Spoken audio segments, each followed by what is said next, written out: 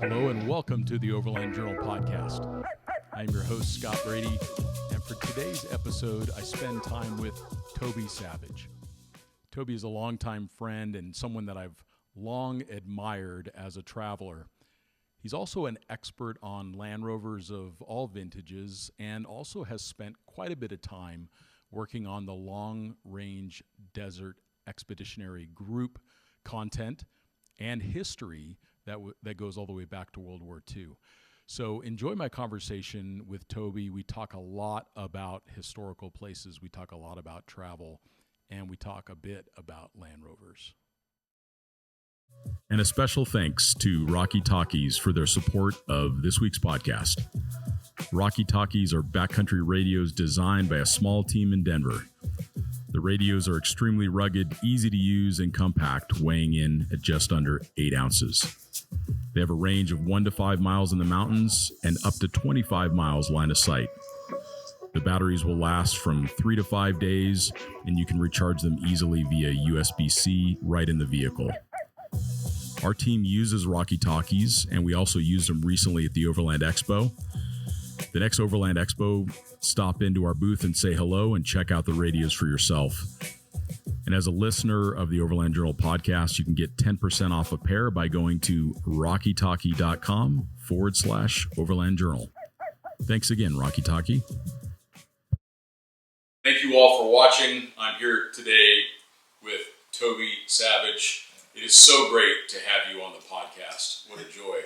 Well, I'm flattered, Scott. I really am flattered. Thank you very much for coming over, especially from the States, just to interview me. Yes, and we just had a nice little drive in the Grenadier. We drove about 10 miles over to get some food at a pub, because all the pubs in this little village were closed. Yeah. I had a pint of London Pride, which is a very good bitter. And you had the Kiss. I did have a Guinness. I do like a dark beer. If I'm going to have a beer at all, it'll be a dark one. Yeah. And we're actually recording the podcast right now in an old horse stable, so that they've turned into an Airbnb, and it seems to be working out just fine. It's very comfortable. Yeah, it's nice. I think it'll be a good home base for me over the next couple of days. So there's so much to talk about. Your career as a journalist, your career as a professional photographer, your exploits as an adventurer around the world.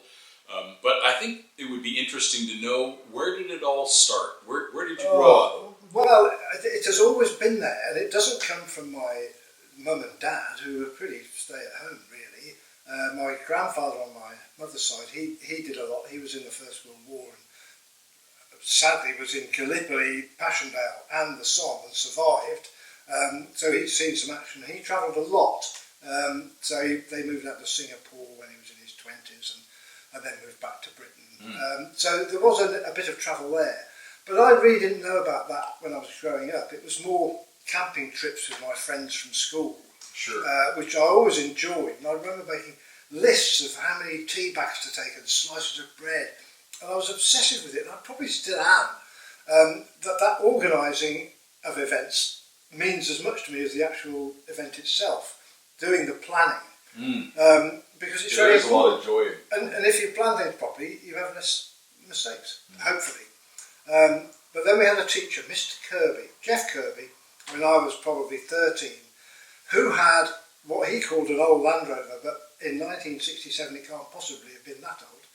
And he used to take groups of us camping at weekends. Yeah. And there was no paperwork, it was just ask your mum and dad if it's okay. And it was. Yeah. So, that can't be done anymore in our teaching environment. It's too difficult. But then it was great, and that really did give me an appreciation of getting out there in the countryside and camping, which lasts to this day. I mean, I'm actually camping in France this weekend under canvas. I can't believe it. Anyway, that sort of formulated the outdoor part of my life, which continued, as I say, to today. Yeah. What would you say was your first big Land Rover adventure? I'm this year celebrating 50 years of dicking about with Land Rovers. Not because they're Land Rovers, I like them and they're pretty good, but they were the key to doing the things I wanted to do. They had four-wheel drive, they were simple to mend, and they were cheap. And that sort of applies today, really. They are a means to an end, as are other things. But for me, it just happened to be a Land Rover. So I bought this thing in 1973 for 120 quid. It was a 1954 86-inch series one. And we lived, I was at art college, we lived in a 22-foot caravan just below Fixbury Ring and Iron Age Hill Fort, behind a lorry yard for £2 a week. It was hippie stuff. And I had long hair and wore snakeskin trousers. But as one does. As one does. Yeah, so we thought, well, we'd take this on holiday. So we took it to Wales on holiday. And the thing's enormous. Yeah. And of course we got it stuck on the beach and we got into trouble from the beach management, and then we got it stuck trying to get into a farm to camp the night. But all those experiences, you realise that when you are stuck, you will get unstuck. And that is an important thing to remember. We didn't have a winch or anything. We just had some planks of wood and some rope, but we did get unstuck. And I think that sort of must have sunk in, because every time I have got stuck, and there's been many, I see it as an opportunity to get unstuck. And I think we're all a bit like that. Well, and it makes for a great memory. Well, yeah, it's another couple of paragraphs. Yeah, that's in a feature, how we got unstuck. In your story, exactly. Yeah. So let's talk a little bit about the first time that you wrote about Land Rovers, because you've been featured in Overland Journal many times, and you've been featured in publications around the world. What was your first feature article? There's a bit of luck involved. So I'd been to a Beaujolais Nouveau tasting in Leicester in 1992. And when I came out, I bumped into an archaeologist who I knew. And this was 9 in the morning and I had 4 glasses of red wine. So it wasn't the best time to have a business meeting, but he said, "Oh, you're a photographer, aren't you? Do you fancy doing some archaeological photography?" I said, "Yeah, it'd be great." So I thought no more of it. And then he contacted me and said, "If you're on for it, we've got this dig going on and we'd like you to come take some pictures." And I just assumed it would be some muddy field. But it was just outside Rome in the hills. It was just a beautiful spot. So I thought, well, we're onto something here. That has the gravitas of a decent story for a Land Rover magazine. And also I can do some travel photography, which I used to do and sell through a library in London. I can do that. And I had a client who did tourism, Page and Moore Holidays in Leicester. They were quite well established at the time. So I thought, if I can pull in 3 little bits of income and blag a car, it would work. Yeah, sure. I mean, I would have done it anyway. But so I contacted Land Rover, who, this is the days when they're owned by British Aerospace, I think, and Colin Walkie and Josephina Zaccaroli Walker, as with the PR department, press office. And I put this plan together. I said, "This is what I'm going to do." And they said, "Yeah." I thought, blimey. They said, "Yes." So we'll drop it off at your house. Well, I can't believe this. I could not believe it. Anyway, the brand new Range Rover Classic now, TDI, was dropped off at my house. What a beautiful car. Well, it was perfect. It did about 30 to the gallon. I wasn't in a hurry. It was comfortable. It was brand new. Yeah, sure. So I set off. I went up into where did I go? Austria and Germany, and then dropped down into Italy. And of course, there's no mobile phones or satellite navigation then. It was a map, a pretty vague indication of where the archaeologists would be. But I did find them in the end, and spent 3 or 4 days with them. And I did some video, and I did some still pictures of what they were doing, and I did some nice pictures of the Range Rover, which then went on to make the front cover of Land Rover Owner, which was like a big deal, and I had 5 pages inside as well. So I thought, I'm onto something here, this is good, and I paid for it. So with a bit of pay from here and a bit of pay from there, the trip cost me nothing. And I thought, I like this. So I've based the rest of my life on that, really, travelling and doing things for other people, and having a great time. When we were talking earlier at the pub, you talked about a series of yeses moving you in the direction that you wanted to go. And that's one of the greatest challenges in life is knowing what to say no to and what to say yes to. Yeah, I tend to say yes to most things. Well, it's worked out well for you. It has, but you sort of weigh it up, don't you? And you think, well, yeah, that sounds fun. And I've never been materialistic, so as long as I've got enough money to live, that'll do. So if I've left with £10 and that's all there is, I'd spend it on diesel and eat something. But that urge to travel, and it gets more so as I get older as well. You think, oh, I've got £100 here, I could do that, and I do it. Well, and recently you did, so let's talk about the trip you just got back from. So you left the UK on your 650 GS, and where did you go? I'd had it in mind. So through the winter, I've been sitting down on Google Maps and Street View thinking, I could go there, and I could go there, and I can go there. And I didn't think I'd do it. I thought, I'll have the plan in place, and then if there's a suitable period of time and I've got nothing else on, I'll do it. I bought the motorbike the year before with a view to doing a trip on it, because I don't ride a motorbike just for A to B, it's for a trip. I do have a little Honda 125 for whizzing around on, but this was proper. And I've got all the luggage and all the gear, and no idea, I have to say.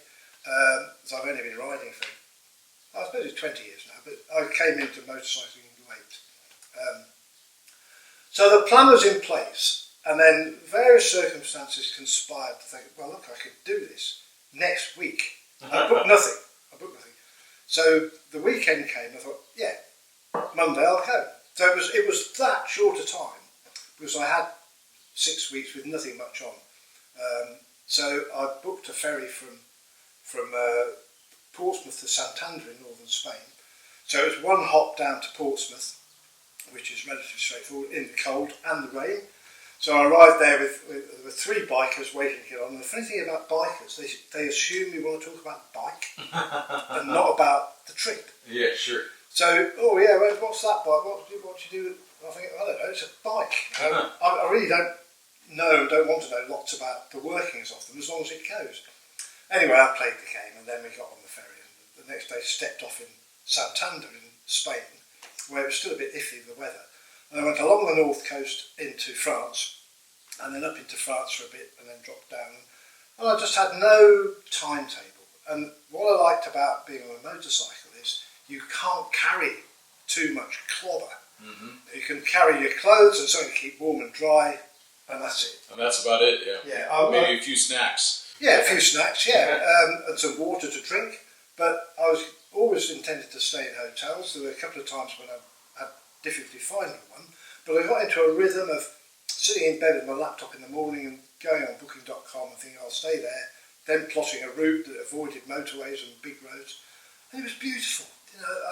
The roads I travelled on were just gorgeous, empty of traffic, good tarmac, and I'd probably do 100 to 150 miles a day, which is doable. Yeah, very modest. Yeah. Very modest. I didn't want to be a hero, I also had a good time. So I went up through France and down through Italy, where I stayed with a friend for a couple of nights in northern Italy, and then down to Bari on the southeast coast, and then got a ferry overnight to Albania, where I'd never been, and I heard lots of good things about it. And it lived up to expectations. So now, how does Albania compare, like with Croatia, for example? Because they share the same coastline. Yeah. But they're of course Albania is much further south. It's further south and it's poorer, but it will catch up. So it came across to me as it was definitely poorer and things were cheaper, but the Albanians were very friendly, and the mountains were just gorgeous. And again, nobody there. So the routes I was picking were exactly what I wanted. I wanted to be riding up a gentle slope through woodland, getting to the top, seeing a huge view, taking a deep breath and thinking how lucky I am to stand here and do this. And we are so lucky. Yeah, people, they'll sit in the pub saying, I think I might go and do this, and they don't do it, And time flies by if you don't do it, Well, and you get to, you think, well, one day I'm going to do this trip. Well, get out there and do it, Anyway, Albania was very nice. I ended up in a sort of seaside resort at the end, which was quite very comfortable, really, in a nice hotel, which was only 50 quid a night. And for what it was good.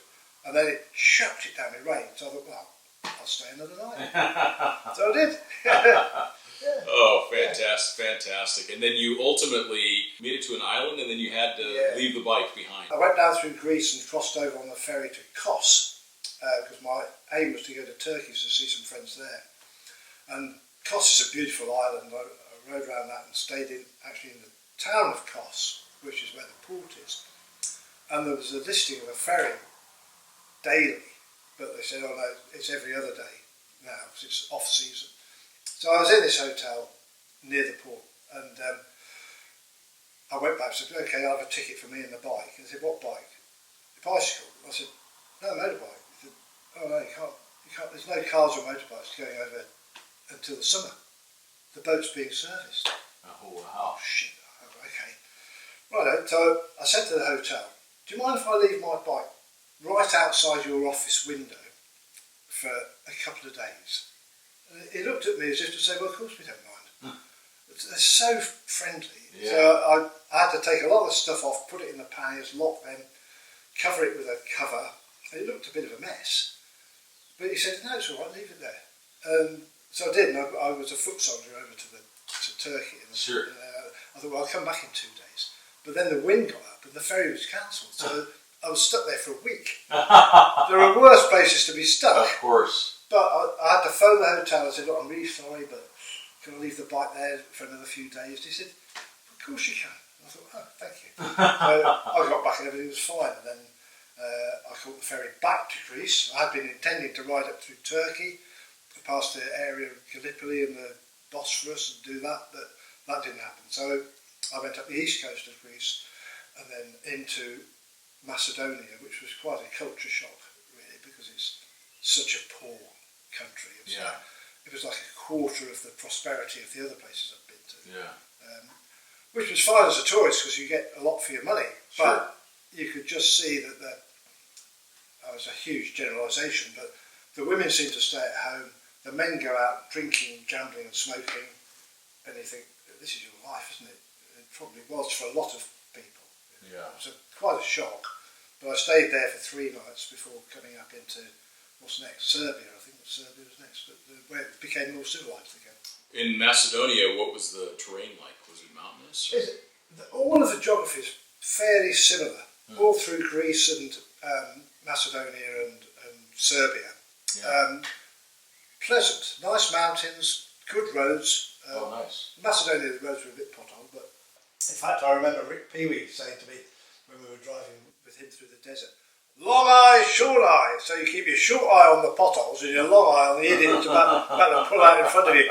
And that mantra has stuck with me. So thanks, Rick, if you're watching. Yeah, Rick he's just a legend within the Jeep community. Oh, yeah. And I forgot about the fact that you did that long range desert route. Yeah. So let's talk about that for a minute, because that was I thought a very ambitious, and it was generally like a very well regarded expedition that you did. A combination of saying yes and Yeah. a lot of luck and a bit of down. The bad luck was we had to postpone it for a year because of the Arab Spring. So we had everything in place. We had the 2 Jeeps ready. We had some excellent guests, Rick being one of them, and Bob Atwater from the Explorers Club, and Jason also from that, and a Swedish author who'd just written a book on the Long Range Desert Route. So he said, oh, I can't believe we're going to go. Yes, let's go. And it was all in place. Yeah. And then they kicked out Mubarak, the leader of the Egyptian leader, I think. Yeah, so they booted him out and it all kicked off. And it was just too dangerous to go into Egypt. Sure. And Mahmoud, our Egyptian friend, said, look, you can't come, it's all wrong. So we were ready to go. And so I had to send an email saying, look guys, this is the situation. We're planning on postponing, and I hope you'll stick with us, because we might be able to do it next year. And Rick's comment was, can't we just fit machine guns? Probably not, but I thought, I like your style. So we did it the following year, and we shipped the Jeeps to Alexandria in a container, and it was a hassle getting them out, but it was always going to be a hassle because it's North Africa. Of course. And then we got them out and we completed 1,200 miles of pure desert in two 1943 Jeeps. With backup, we had a truck, two Toyotas, an army, a Toyota with 4 guys from the military, and a tourist policeman. You have to have all that. Sure. They wouldn't have been any use if anything had happened, but that's the rule, you have to pay. Sure. So it was always quite a big budget production, really, but we managed to pull it together, and we achieved it. And to this day, I think, oh God, that was incredible. What was the history of the Long Range Desert Group? Why is that significant? I mean, I know some of it, but it was for the reader to or listener. They were a big part of our victory in North Africa. So there was a guy called Ralph Bagnall who, between the wars, was stationed in Cairo. And these were clever guys, you know. They were from universities in England, but they had to do their national service, and they ended up in Cairo. So you've got half a dozen bright people who are adventurous, holed up in Cairo. So they started to go out into the desert in their Model T Fords and map it. And then their trips got more and more ambitious, to a point where Ford were giving them the new Model A. And they take all the bodywork off and put a flatbed on the back, load it up with jerry cans, and they'd do 1,000 miles into the desert, which nobody had ever done before. And being academic and clever, they mapped it and were accurate. And they used a radio to communicate with Cairo, with their friends back there, over distances you wouldn't even imagine. Wow. So when the war started and the Italians were very active in Libya and wanted to come into Egypt, which was owned by the English, Bagnall suggested to the head of command that he should perhaps form a little group to go and create havoc. And it was rejected twice. They said, "Oh, don't be silly, you can't go out in the desert." He said, we can, we've done it. So in the end, they did. And to start with, they were just doing road watch. So they'd go to the middle of nowhere and watch the trucks come down that way on the track that wasn't linking Italian bases, and then count them going back and note that they were lighter or heavier. Oh, sure. And then they'd radio that back to Cairo and say 20 trucks gone south, 20 trucks gone north, and log all the times. Sure. So they built up a picture of what the enemy were doing. And it's a fantastic story.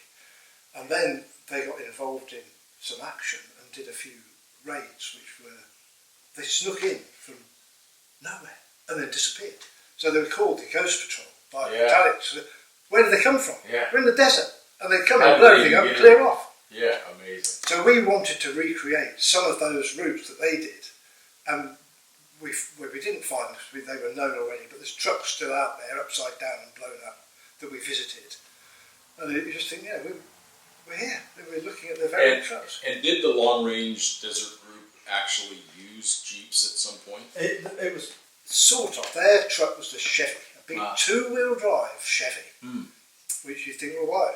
But they were lighter, and they had big flotation tyres on, and their drivers were skillful. Sure. So they did, and a lot of us use two-wheel drive. Sure. You only need it if you get stuck for it. But then the SAS sort of came out of the Long Range Desert Group with David Sterling, who was more of an action man, and that coincided with the launch of the Jeep, really. So the Jeep was far more manoeuvrable, quicker, lighter, and could be in and out much faster. Sure.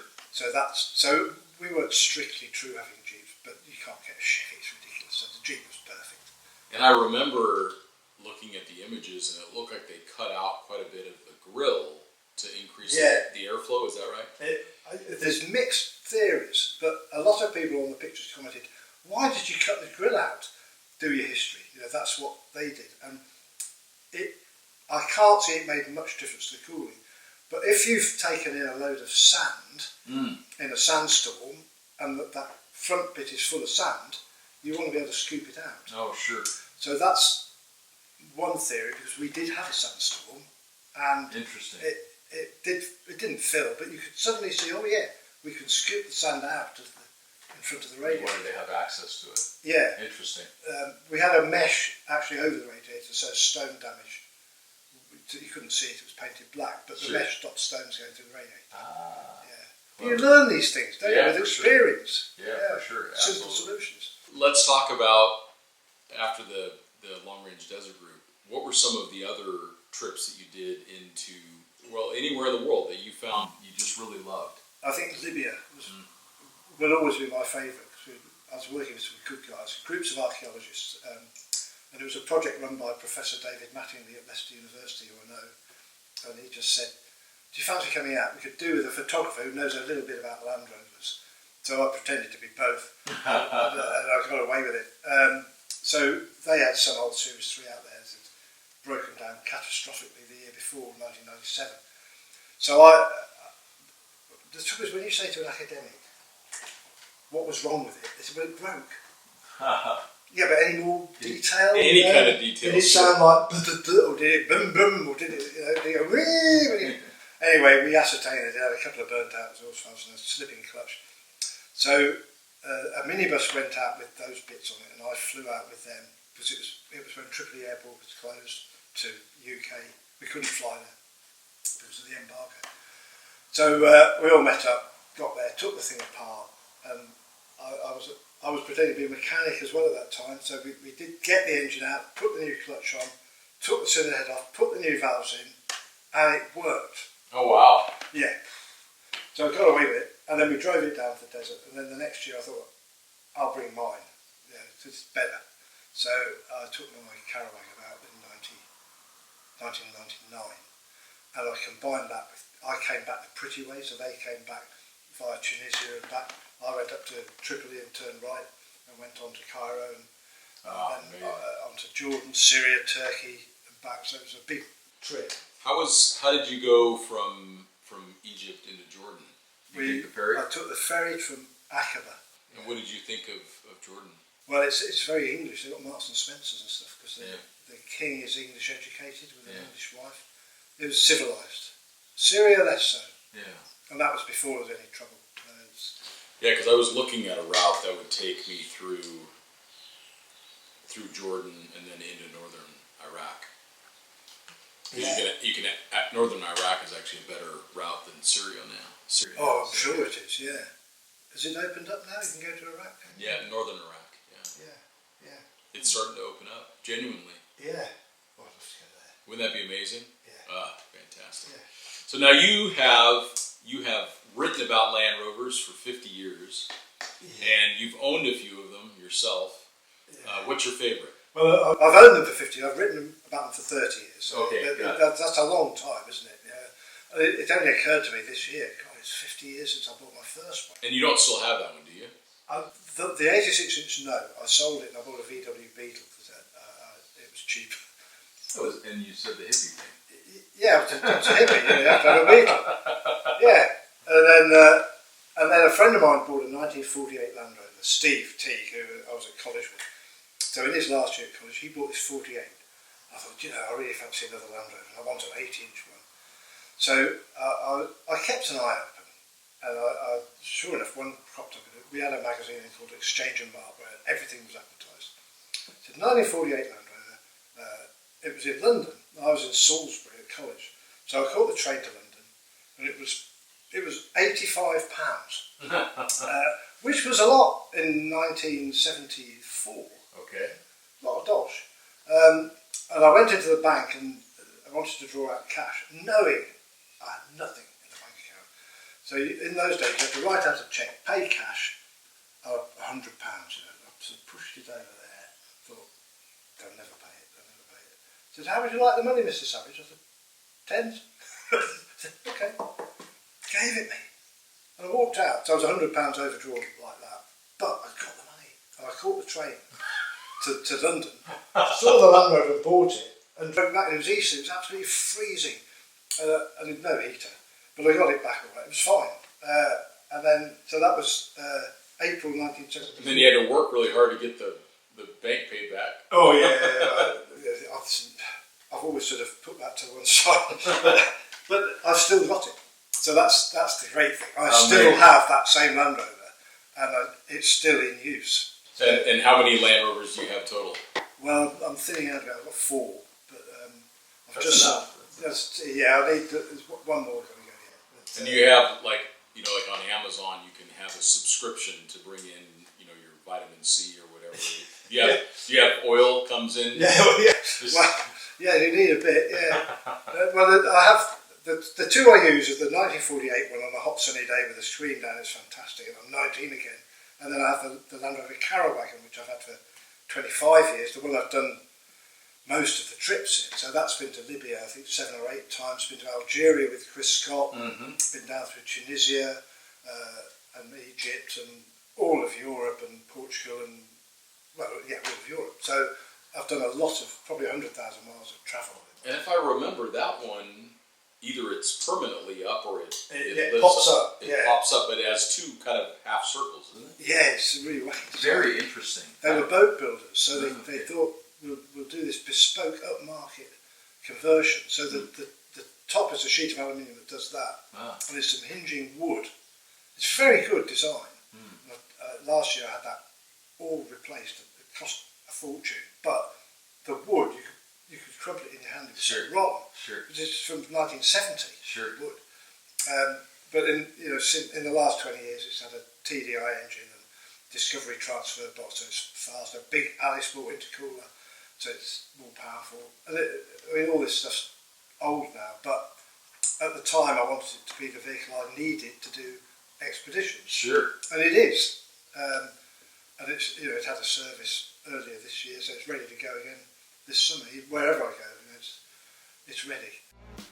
Built by off-roaders, for off-roaders. Onyx Off-Road's Route Builder provides a new solution to your adventure planning with a Snap to functionality. Just draw a line with your cursor and the route will automatically snap to the road or trail. Hit save and the route will sync to your mobile device. Now you're ready to hit the trails. Go farther with Onyx Off-Road's Route Builder. When you plan these trips and you've had all of these experiences, when you look back on that, what were some of the things that you learned? Like as a traveler, what advice would you give to a new traveler? To use the Nike term, just do it, because I've learned that you don't really need much. I mean, all you need is diesel and a washback, really, isn't it? You can go in any car. You can go on a bus. You can fly, bus, taxi, hike, bicycle. You don't have to have all the, I'm sorry to upset your advertisers, but you don't have to have all the gear. Well, that's the advantage of what we do. We keep our advertisers completely separate from our editorial. But it is good to have the gear. If you've got 2 weeks, if you've only got 2 weeks, you don't want to be faffing around getting stuck. And you want your beer cold out of the fridge. I can understand that. And a bit of me is the same in the Carawagon. I have the fridge, I have the winch, I have the solar panels, I have the gear. But the simplicity of the motorbike travel is you can't take all that. And then when I turn 60, you'll find these decades, you feel you have to do something to prove yourself to yourself. So I cycled from here to my friend in Italy, 1,000 miles on a bicycle. Well, then you can't take anything. And yet I did a lot of camping, so I had a lightweight tent, lightweight sleeping bag, some nights in hotels, other nights camping. And what did you think of traveling by bicycle? How was that? You're accepted by everybody because you're not. No intimidation. No, none. And can you fill my bottle up with water? Yeah, of course I can. Yeah, and they're happy to help. And if you're stopped at the side of the road, people stop and say, "You okay?" And say, "Yeah, I'm fine. Thank you for stopping." But it's similar on a motorbike. If you stop on a bike, very similar. Other bikers stop straight away and say, "Are you all right?" Which you don't get if you put this sort of great wall of aluminium and glass between you and the people. It's very true. And if you go even beyond that, up to the big expedition vehicles like the Unicats and the Unimogs and everything else, then you're like another planet. And people just have a hard time relating to who you are. Very, very intimidating. And in some of the places that we've all travelled, poor places, you're projecting an image of wealth. And your accessory probably cost his annual salary. That's right. So you're going to be a target for theft, really. But hopefully not, because most people are very honest. But you just think, well, hang on, you're sort of putting sweeties in front of the children here. Whereas my old Carawagon, it doesn't look as though it's worth anything. It's got dents and scratches. And there's 3 sides to the One, I quite like it looking like that. 2, I can't afford to do anything about it anyway, and 3, it doesn't look as though I've got any money, Yeah, which sure. is pretty accurate. But it allows you to travel freely. You're not, Yeah.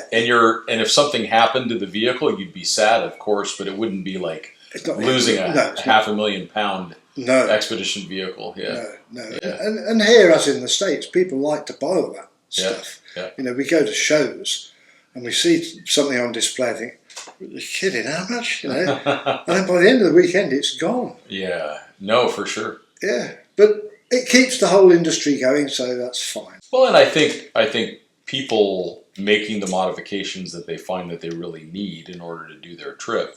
Yeah. And some things you need, like if you go into the high latitudes or if you want to cross glaciers or whatever, you have to have a certain piece of kit. If you go into the desert, you might benefit from some traction boards and things like that. Oh yeah, And it's highly specialized, but for the most part, you just really don't need much. You just don't. When you see there's a range of sand dunes in Libya, which are a bit of a tourist place. You go around 3 oases. It's beautiful, but the first bit is a climb up through some soft sand dunes. It's big, and you're in a little tea place down at the bottom, watching people mess it up. And all the locals are there. All the Tuareg drivers with their tatty old Toyotas on bull tyres. They just go straight up. They have no problem. I have to say, I did it. But then you get to the top and find there's a Peugeot 504 pickup is up there as well. Sure. On whatever tyres it happened to have. Yep. And you think, well, how did he get up? Well, he's local. He knows. Power of local knowledge. Yeah. They can read every grain of sand. Everything with huge skill. Yeah. Yeah. It's an eye-opener. So I'm more for less than more now. And now that you look back on all of these amazing journeys, Toby, how did it change you as a person? Like, how are you different today? I think I'm far more accepting of other cultures. I think if you don't travel and you stay in your own city or country, you have this fear of all foreigners, which is totally unfounded. Yeah. Right. And I think travel reinforces that. It's a big generalisation, but I've been in Algeria, Tunisia, Libya, Egypt, Jordan, Syria, Ethiopia, Guatemala, a lot of lovely places, and I've met nothing other than friendship. And a smiling face. You smile at them, they smile at you. For sure. It's as simple as that. If you go in thinking he's going to rob me, stab me, whatever, then you have your defences up. Yep. Whereas if you go in with a smile and act stupid, they usually help you. Yeah. And I can't think of any occasion when I've felt uncomfortable, actually.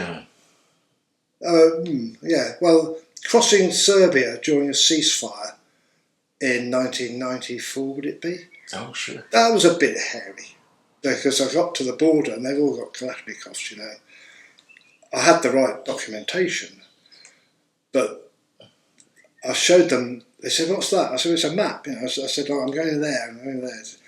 And they obviously wanted to keep the map. I was like, I need it, And they had my passport, and I said, look, can I have the map back? They got the map back. And he was sort of sweaty and unshaven military guy. Well, this is a bit serious. I said, look, I need my passport, please. Yeah. So I smiled and was very polite, never lose your temper, because otherwise you're there forever. And he did give me a passport, and I was very relieved to get over that bit of no man's land into Greece. But it wasn't the people. The people were fine. It was the official, the military official, who was a bit iffy, but nothing happened. It was all right.